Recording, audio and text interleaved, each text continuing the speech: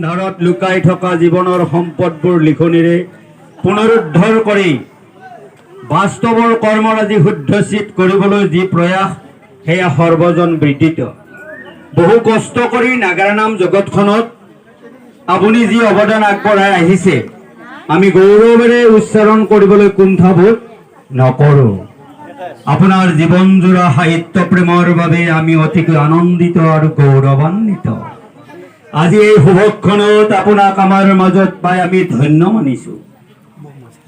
চিৰ সুন্দৰে আপোনাক সুস্বাস্থ্য আৰু দীৰ্ঘ জীৱন প্ৰদান কৰক, এই শুভকামনাৰে আপোনাৰ গুণমুগ্ধ সভাপতি ভুৱনেশ্বৰ কাকতি, সম্পাদক চণ্ডীৰাম পাটোৱাৰী, সদৌ কামৰূপ জিলা নাগাৰা নাম সংঘ।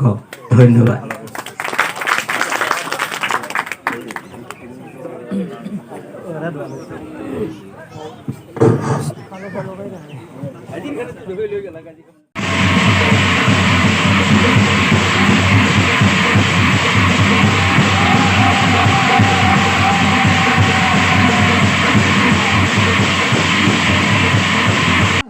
গাত আলাই ল'ব, এইটো কিবা কৰা হ'ল নেকি?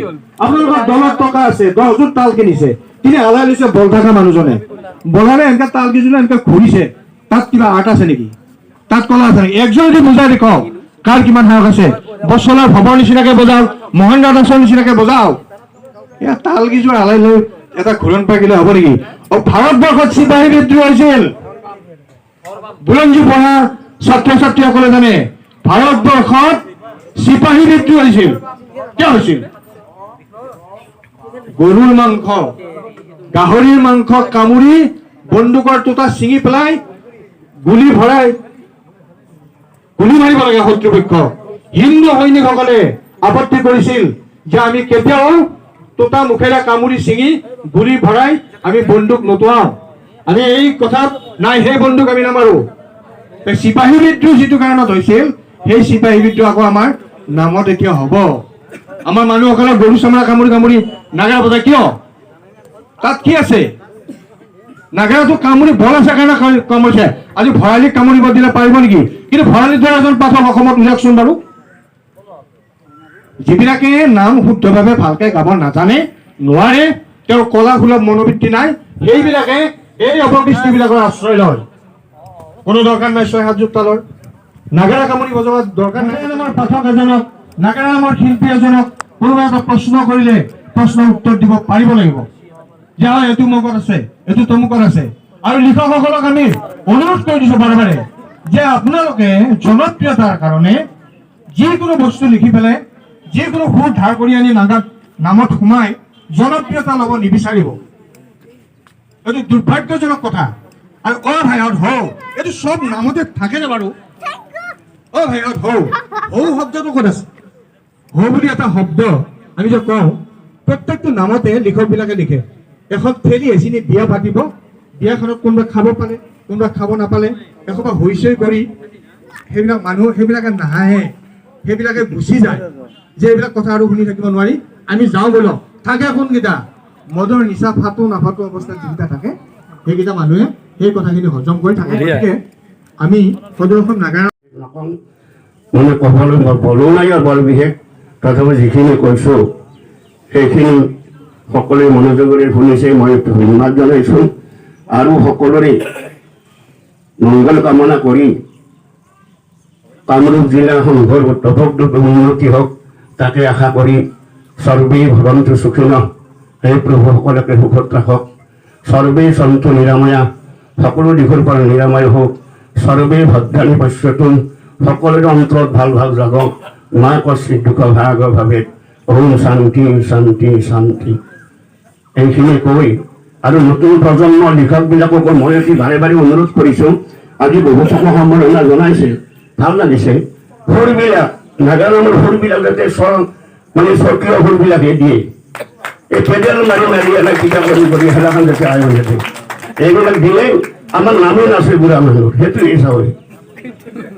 গতিকে মই ভয় বিহেৰ নকৰোঁ, এই সময়তে সকলোকে প্ৰণাম জনাই মই সকলোকে হাতযোৰ কৰি মই মঞ্চত উপস্থিত সকলোকে বা সকলোক মই সেৱা কৰি মই আজি মিটিঙৰ পৰা মই বিদায় মাগিছোঁ।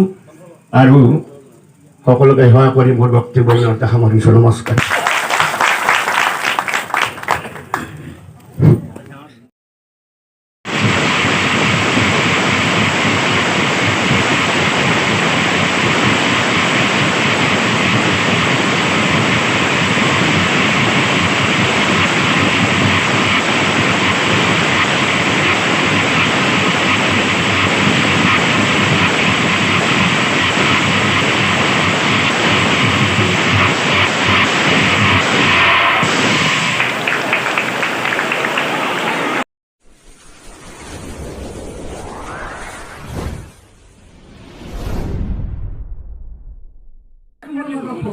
দুই এক কপি মাৰিবা মোৰো লৈছিলোঁ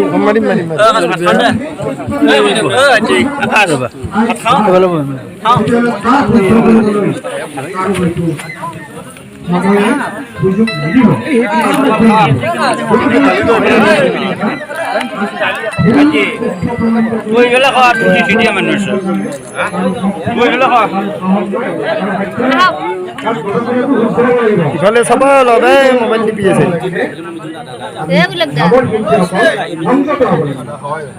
সেইকাৰণে আমি কেইটামান ব্যৱস্থা ল'ব বিচাৰিছোঁ।